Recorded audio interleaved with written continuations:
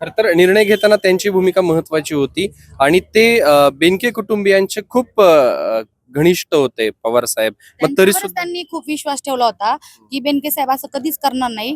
शेवटपर्यंत बेनके साहेब हेच सांगत होते की तिकीट तुम्हाला देणार आहे, तुम्ही टेन्शन घेऊ नका. कार्यकर्ते आमचे कार्यकर्ते 2-2 तासाला 8-8 म्हणजे 8 वाजता रात्रीच्या 10 वाजता जात होते की आमच्या अशा चर्चा कानावर, तुम्ही टेन्शन नका घेऊ. आणि आम्हाला अक्षरशः गाफील ठेवलं.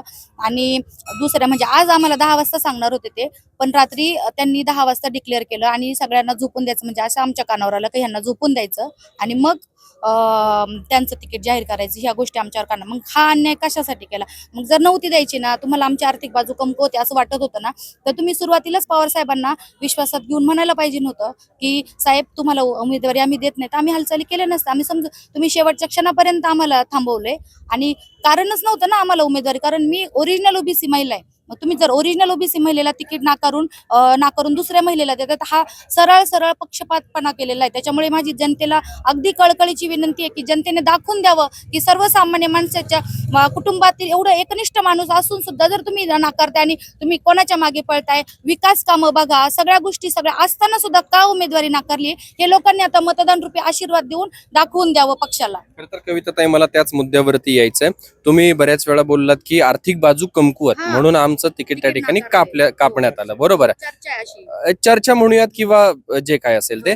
पण मग हे जे काही मतदार आहेत तुमच्या गटातले म्हणा किंवा प्रत्येक गटातले, ह्या निवडणुका ह्या तत्वावरती लढवल्या जातील, विकास कामांच्या मुद्द्यावर लढवल्या जातील, की फक्त आर्थिक बाजू त्या ठिकाणी भक्कम आहे म्हणून लोक उमेदवारांना साथ देतील? नेमकं काय वाटतं? मला असं वाटतं की लोक विकास कामाला बघूनच मतदान करणार आहेत, कारण शेवटी विकास कामं महत्वाची आहेत. आणि आजचा जो मतदार राजा आहे तो अतिशय सुज्ञ मतदार राजा आहे.